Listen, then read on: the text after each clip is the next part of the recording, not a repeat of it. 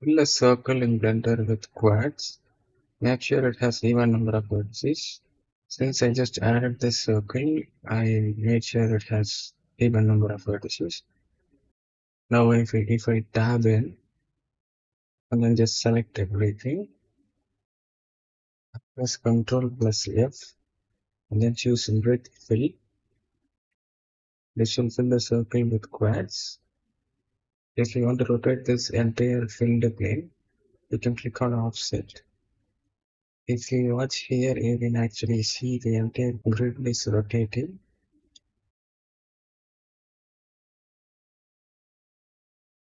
The grid fills is from your active selected vertex. So if you have multiple circles and you want to have the same orientation or some same rotation of the grid, you will have to select the same vertex from both the circles. For example, I will do that to a cylinder. The cylinder, move it to the x-axis and select the faces and delete them.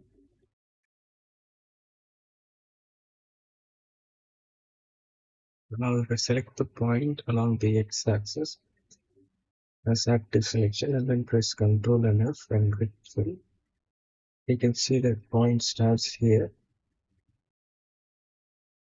and the grid fill also starts here. Notify that to select a different point. See, this is straight to the X, but if I select something else as active and then press Ctrl and F, and the grid fill will start from there. So if you want to keep things as uniform and similar, you select the same vertex and then press Ctrl plus F and grid fill. They have the same pattern.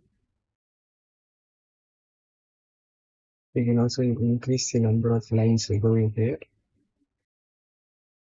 and reduce it as well.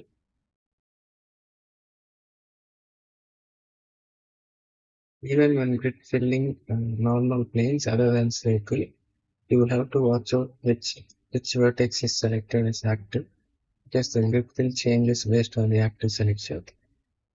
So that's about it. Thank you for watching.